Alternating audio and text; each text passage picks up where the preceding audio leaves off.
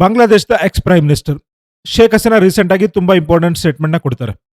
2024 August 5ರಂದು ಬಾಂಗ್ಲಾದೇಶದಲ್ಲಿ ಶೇಖ್ ಹಸೀನಾ ಸರ್ಕಾರವನ್ನು ಒಂದು ವೆಲ್ ಪ್ಲಾನ್ಡ್ ಆರ್ಕೆಸ್ಟ್ರೇಟೆಡ್ ಪ್ರೊಟೆಸ್ಟ್ನ ಮೂಲಕ ಪತನ ಆಗುತ್ತೆ. ಇದರ ಹಿಂದೆ ಅಮೆರಿಕದ ಸಿಐಎ ಕೈವಾಡ ಇತ್ತು ಅನ್ನೋದು ಎಲ್ರಿಗೂ ಗೊತ್ತಿರೋ ವಿಚಾರನೆ. ರೆಜಿಮ್ ಚೇಂಜ್ ನಂತರ ಮೊಹಮ್ಮದ್ ಯೂನುಸ್ ಅವರನ್ನ ಅಧಿಕಾರಕ್ಕೆ ತರಲಾಗುತ್ತೆ. ಇದೇ ಸಂದರ್ಭದಲ್ಲಿ ಅಮೆರಿಕ ತನ್ನದೇ ರೀತಿಯಲ್ಲಿ ಬಾಂಗ್ಲಾದೇಶದಲ್ಲಿ ಒಂದು ಪೊಲಿಟಿಕಲ್ ಸ್ಕ್ರಿಪ್ಟ್ ಬರೆಯೋದಕ್ಕೆ ಸ್ಟಾರ್ಟ್ ಮಾಡುತ್ತೆ. ಆಮೇಲೆ 9th ಏಪ್ರಿಲ್ 2026 ಬಾಂಗ್ಲಾದೇಶದಲ್ಲಿ ಮತ್ತೆ ಎಲೆಕ್ಷನ್ಸ್ ಆಗುತ್ತೆ. ನಂತರ ತಾರಿಕ್ ರೆಹಮಾನ್ ಗೆದ್ದು ಅಧಿಕಾರಕ್ಕೆ ಬರ್ತಾರೆ. ಈಗ ಅವರ ನೇತೃತ್ವದಲ್ಲಿ ನಡೀತಾ ಇರೋ ಸರ್ಕಾರವನ್ನು ನೋಡಿದ್ರೆ ಇಡೀ ಘಟನೆ ಒಂದು ದೊಡ್ಡ ಪೊಲಿಟಿಕಲ್ ಸ್ಟ್ರಾಟಜಿಯ ಭಾಗವಾಗಿತ್ತೆ ಎಂಬ ಪ್ರಶ್ನೆ ಸಹಜವಾಗಿ ಮೂಡುತ್ತೆ. ಹೊಗೆಯದಲ್ಲಿ ಬೆಂಕಿ ಇರಲೇಬೇಕು ಅನ್ನೋ ಮಾತಂತೆ ಈ ಘಟನೆಗಳ ಹಿಂದೆ ನಿಜವಾಗಿ ಏನಿತ್ತು ಎಂಬುದನ್ನು ನಾವು ಅರ್ಥ ಮಾಡ್ಕೊಳ್ಬೇಕು. ಇವತ್ತು ಬಾಂಗ್ಲಾದೇಶದಲ್ಲಿ ಜಮಾತೆ ಇಸ್ಲಾಮಿ ಆಗಿರಲಿ ಅಥವಾ ಬೇರೆ ಯಾವುದೇ ಪಾರ್ಟಿಯ ರೂಲ್ ಆಗಿರಲಿ, ಒಂದು ಫ್ಯಾಕ್ಟ್ ಮಾತ್ರ ಕ್ಲಿಯರ್ ಆಗಿದೆ. ಬಾಂಗ್ಲಾದೇಶದ ಜನರು ಈಗಾಗಲೇ ತುಂಬಾ ಫ್ರಸ್ಟ್ರೇಟೆಡ್ ಆಗಿದ್ದಾರೆ. ಇದಕ್ಕೆ ಪ್ರಮುಖ ಕಾರಣ ಏನಂದ್ರೆ, ಶೇಖ್ ಹಸೀನಾ ಅವರ ರೆಜಿಮ್ ಸಮಯದಲ್ಲಿ ಬಾಂಗ್ಲಾದೇಶದ ಜನರು ಮೊದಲ ಬಾರಿಗೆ ಈ ಎಕನಾಮಿಕ್ ಗ್ರೋತ್ ಅಂದ್ರೆ ಏನು, ಅದರ ನಿಜವಾದ ಅರ್ಥ ಮತ್ತು ಅದರ ರುಚಿಯನ್ನು ನೋಡಿದ್ರು.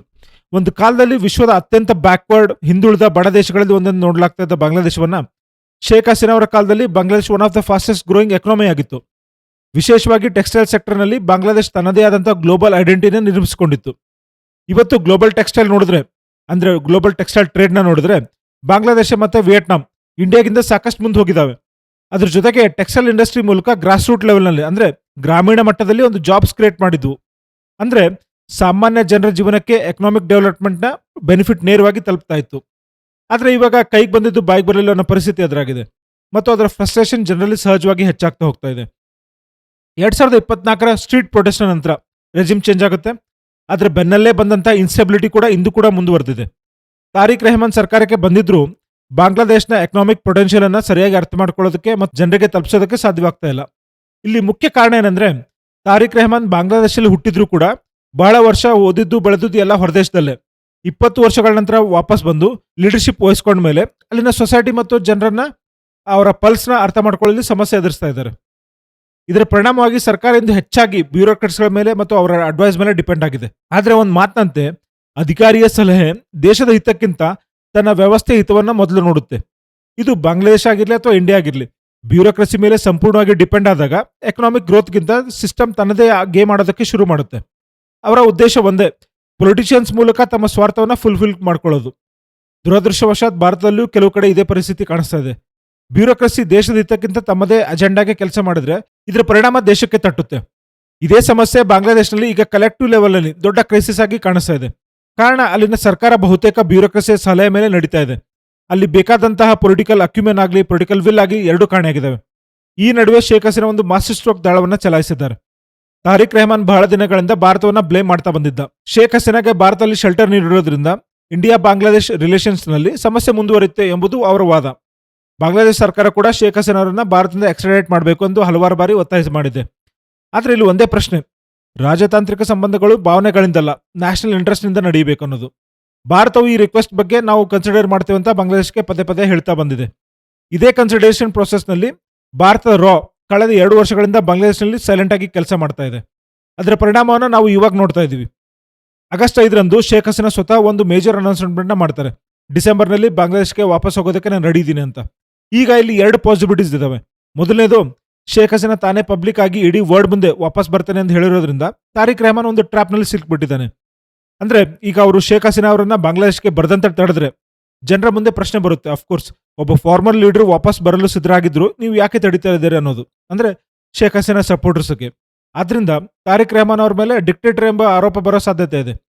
ಇನ್ನೊಂದು ಪಾಸಿಬಿಲಿಟಿ ಏನಂದ್ರೆ, ಶೇಖ್ ಹಸೀನಾ ಬಾಂಗ್ಲಾದೇಶ್ಗೆ ವಾಪಸ್ ಹೋದ್ರೆ ಅದು ಕೇವಲ ಅದು ಅವರ ರಿಟರ್ನ್ ಆಗೋದಿಲ್ಲ, ಬಾಂಗ್ಲಾದೇಶನ ಪೊಲಿಟಿಕಲ್ ಇಕ್ವೇಷನ್ ಬದಲಾಯಿಸೋ ಮೂವ್ ಆಗ್ಬೋದು. ಶೇಖ್ ಹಸೀನಾ ಬಾಂಗ್ಲಾದೇಶ್ಗೆ ವಾಪಸ್ ಹೋದ ತಕ್ಷಣ ಒಂದು ವಿಷಯ ಕ್ಲಿಯರ್ ಆಗುತ್ತೆ. ಒಂದು ವೇಳೆ ತಾರಿಕ್ ರೆಹಮಾನ್ ಜುಡಿಷಿಯರಿ ಮೇಲೆ ಪ್ರೆಷರ್ ಹಾಕಿ ಶೇಖ್ ಹಸೀನಾರನ್ನ ಯಾವುದಾದ್ರೂ ಕೇಸಲ್ಲಿ ಟ್ರ್ಯಾಪ್ ಮಾಡಲು ಪ್ರಯತ್ನ ಮಾಡಿದ್ರೆ ಅವರ ಪರ ಸಿಂಪತಿ ವೇವ್ ಹೆಚ್ಚಾಗಬಹುದು. ಇನ್ನೊಂದು ಬಹಳ ಇಂಪಾರ್ಟೆಂಟ್ ಪಾಯಿಂಟ್ ಏನಂದ್ರೆ, ಭಾರತದ ಎಕ್ಸ್ಟರ್ನಲ್ ಇಂಟೆಲಿಜೆನ್ಸ್ ಏಜೆನ್ಸಿ ಕಳೆದ 1.5-2 ವರ್ಷಗಳಿಂದ ಬಾಂಗ್ಲಾದೇಶನ ಗ್ರಾಸ್ ರೂಟ್ ಲೆವೆಲ್ನಲ್ಲಿ ತುಂಬಾ ಅಗ್ರೆಸಿವ್ ಆಗಿ ಕೆಲಸ ಮಾಡ್ತಾ ಇದೆ. ಶೇಖ್ ಹಸೀನಾ ರೆಜಿಮ್ ಚೇಂಜ್ ಆದಾಗ ಇಂಡಿಯಾ ಮೊದಲು ಗಮನಿಸಿದ್ದೇನೆಂದ್ರೆ, ಟಾಪ್ ಲೆವೆಲ್ ಲೀಡರ್ಶಿಪ್ ಅನ್ನ ಡಿಸ್ಮೆಂಟಲ್ ಮಾಡಿರೋದನ್ನ. ಹಲವರು ದೇಶ ಬಿಟ್ಟು ಹೋದ್ರು, ಉಳಿದವ್ರನ್ನ ಕೆಲವರು ಅರೆಸ್ಟ್ ಮಾಡಲಾಯಿತು ಬಾಂಗ್ಲಾದೇಶದಲ್ಲಿ. ಆದ್ರೆ ಒಂದು ವಿಷಯ ಮರಿಬಾರ್ದು, ಅವಾಮಿ ಲೀಗ್ ಒಂದು ಕೇಡರ್ ಬೇಸ್ ಪಾರ್ಟಿ. ಅಂದ್ರೆ ಅದರ ಸ್ಟ್ರೆಂತ್ ಕೇವಲ ಟಾಪ್ ಲೀಡರ್ಶಿಪ್ ನಲ್ಲಿ ಇಲ್ಲ, ಗ್ರಾಸ್ ರೂಟ್ ಲೆವೆಲ್ ನಲ್ಲೂ ಅದರ ಕೇಡರ್ ನೆಟ್ವರ್ಕ್ ತುಂಬಾನೇ ಇದೆ. ಮರದ ಕೊಂಬೆ ಕತ್ತರಿಸಿದ್ರು ಬೇರು ಉಳಿದಿದ್ರೆ ಮರ ಮತ್ತೆ ಚಿಗುರುತ್ತದೆ. ಹಾಗೆ ಬಾಂಗ್ಲಾದೇಶದ ಮಿಡಲ್ ಕ್ಲಾಸ್ ಪೊಲಿಟಿಕಲ್ ಸ್ಟ್ರಕ್ಚರ್ ನಲ್ಲೂ ಒಂದು ಪೊಲಿಟಿಕಲ್ ಕೇಡರ್ ಇವತ್ತಿಗೂ ಇದೆ. ಈ ಕಂಟೆಕ್ಸ್ಟ್ ನಲ್ಲಿ ಭಾರತ ಎಕ್ಸ್ಟರ್ನಲ್ ಇಂಟೆಲಿಜೆನ್ಸ್ ಏಜೆನ್ಸಿ ಬಹಳ ವರ್ಷಗಳಿಂದ ಸೈಲೆಂಟ್ ಲೆವೆಲ್ ಅಲ್ಲಿ ಕೆಲಸ ಮಾಡ್ತಾ ಇತ್ತು. ಮೊದಲನೇದು ಗ್ರಾಸ್ ರೂಟ್ ಲೆವೆಲ್ ನಲ್ಲಿ ಶೇಖ್ ಹಸೀನಾ ಅವರನ್ನ ಪಾರ್ಟಿ ಕೇಡರ್ನ ಮೊಬಿಲೈಸ್ ಮಾಡೋದು, ಅವ್ರಿಗೆ ಸಪೋರ್ಟ್ ಮಾಡೋದು. ಎರಡನೇದು ಬಾಂಗ್ಲಾದೇಶನ ಎಕನಾಮಿಕ್ ಪೊಟೆನ್ಷಿಯಲ್ ಬಗ್ಗೆ ನೆರೆಟಿವ್ ಕ್ರಿಯೇಟ್ ಮಾಡೋದು. ಅಂದ್ರೆ ಶೇಖ್ ಹಸೀನಾ ಅವರ ಅವಧಿಯಲ್ಲಿ ಕಂಡಂತ ಎಕನಾಮಿಕ್ ಗ್ರೋತ್ ಮತ್ತು ಪ್ರಾಸ್ಪರಿಟಿಯನ್ನು ಹೈಲೈಟ್ ಮಾಡಿ ಥಿಂಕ್ ಟ್ಯಾಂಕ್ಸ್, ಮೀಡಿಯಾ ಹೌಸಸ್ ಮೂಲಕ ಪ್ರೋ ಶೇಖ್ ಹಸೀನಾ ನೆರೆಟಿವ್ನ ಕ್ರಿಯೇಟ್ ಮಾಡೋದು. ಇದರ ಫಲಶ್ರುತಿ ಇಂದು ಕಾಣಿಸ್ತಾ ಇದೆ ನಮಗೆ. ಬಾಂಗ್ಲಾದೇಶದಲ್ಲಿ ಕೆಲವರು ಶೇಖ್ ಹಸೀನಾ ಅವರ ಕಾಲದಲ್ಲಿ ನಮಗೆ ಸಿಕ್ಕಂತ ಎಕನಾಮಿಕ್ ಗ್ರೋತ್ ಮತ್ತೆ ಪ್ರಾಸ್ಪರಿಟಿ ಮತ್ತೆ ಬೇಕು ಎಂದು ಅವರನ್ನ ಮಿಸ್ ಮಾಡ್ತಾ ಇದ್ದಾರೆ. ಜನರ ಮನಸ್ಸಿನಲ್ಲಿ ಆಸೆ ಹುಟ್ಟಿಸೋದು ಮುಖ್ಯ. ಈ ಆಸೆ ಇದ್ದಲ್ಲಿ ದಾರಿ ಇದ್ದೇ ಇರುತ್ತೆ. ಈ ಆಸೆಯ ಒಂದು ಸಣ್ಣ ಚಿಂಗಾರಿನೇ ಮುಂದಿನ ದೊಡ್ಡ ಬದಲಾವಣೆಗೆ ಕಾರಣವಾಗಬಹುದು. ಯಾಕಂದ್ರೆ ಇಂದು ಈ ಸ್ಪಾರ್ಕ್ ಒಂದು ಆಲ್ಟರ್ನೇಟಿವ್ ನ ಹುಟ್ಟಾಕಿದ್ರೆ ಅದೇ ಸ್ಪಾರ್ಕ್ ಲಾಂಗ್ ರನ್ ಅಲ್ಲಿ ಒಂದು ದೊಡ್ಡ ಗೇಮ್ ಮಾಡೋದಕ್ಕೆ ಹೆಲ್ಪ್ ಮಾಡುತ್ತೆ. ಶೇಖ್ ಹಸೀನಾ ವಾಪಸ್ ಬಂದ ತಕ್ಷಣ ಬಾಂಗ್ಲಾದೇಶದಲ್ಲಿ ರೆಜಿಮ್ ಚೇಂಜ್ ಆಗುತ್ತೆ ಅಥವಾ ಜನರು ಮತ್ತೆ ಅವರನ್ನೇ ರೂಲರ್ ಆಗಿ ತರ್ತಾರೆ ಅನ್ನೋದಲ್ಲ. ಆದ್ರೆ ಈಗ ನಡೀತಾ ಇರೋ ಮೊಬಿಲೈಸೇಷನ್ ಒಂದು ಪಾಸಿಟಿವ್ ಸೆಂಟಿಮೆಂಟ್ ಅನ್ನ ಅವರ ಪರವಾಗಿ ಕ್ರಿಯೇಟ್ ಮಾಡುತ್ತೆ.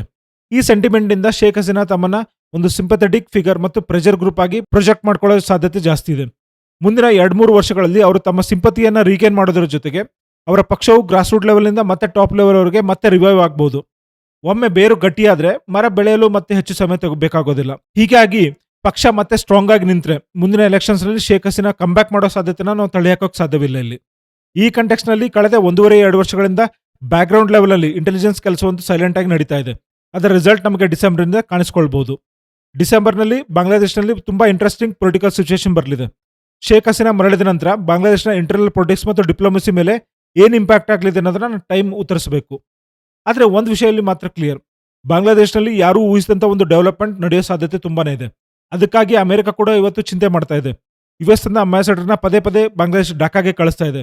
ಅಲ್ಲಿನ ಹಲವು ಆಕ್ಟಿವಿಟೀಸ್ ನಲ್ಲಿ ಇನ್ವಾಲ್ವ್ ಆಗೋಕೆ ಪ್ರಯತ್ನ ಮಾಡ್ತಾ ಇದೆ ಯುಎಸ್ ಈ ಟೈಮ್ ನಲ್ಲಿ.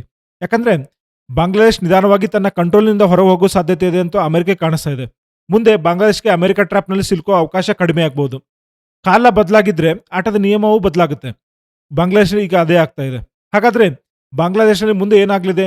ಶೇಖ್ ಹಸೀನಾ ಅವರ ರಿಟರ್ನ್, ಇಂಟರ್ನಲ್ ಪೊಲಿಟಿಕ್ಸ್ ಮತ್ತು ಅಮೆರಿಕನ್ ಇನ್ಕ್ರೀಸಿಂಗ್ ಇನ್ವಾಲ್ವ್ಮೆಂಟ್ ಇವೆಲ್ಲವೂ ಯಾವ ಡೈರೆಕ್ಷನ್ಗೆ ಹೋಗ್ತಾ ಇದಾವೆ ಅನ್ನೋದು ಈಗ ಕುತೂಹಲದ ವಿಷಯ. ಆದ್ರೆ ಒಂದ್ ಮಾತನ್ನ ನೆನ್ಪಿಟ್ಕೊಳ್ಳಿ, ರಾಜಕೀಯದಲ್ಲಿ ಯಾವುದು ಶಾಶ್ವತವಲ್ಲ, ಬದಲಾಗೋದು ಮಾತ್ರ ಶಾಶ್ವತ. ಮುಂದಿನ ದಿನಗಳಲ್ಲಿ ಬಾಂಗ್ಲಾದೇಶದಲ್ಲಿ ಆಗುವ ಪ್ರತಿಯೊಂದು ಡೆವಲಪ್ಮೆಂಟ್ ಭಾರತಕ್ಕೂ ಡೈರೆಕ್ಟ್ ಇಂಪ್ಯಾಕ್ಟ್ ಬೀರಬಹುದು. ಹಾಗಾಗಿ ಈ ಸ್ಟೋರಿಯ ಮುಂದಿನ ಭಾಗವನ್ನ ಮಿಸ್ ಮಾಡಲೇಬೇಡಿ. ಈ ವಿಡಿಯೋ ನಿಮಗೆ ಇಷ್ಟವಾಗಿದ್ರೆ ಲೈಕ್ ಮಾಡಿ, ಶೇರ್ ಮಾಡಿ ಮತ್ತು ನಮ್ಮ ಚಾನಲ್ನ ತಪ್ಪದೇ ಸಬ್ಸ್ಕ್ರೈಬ್ ಮಾಡಿ. ಧನ್ಯವಾದಗಳು.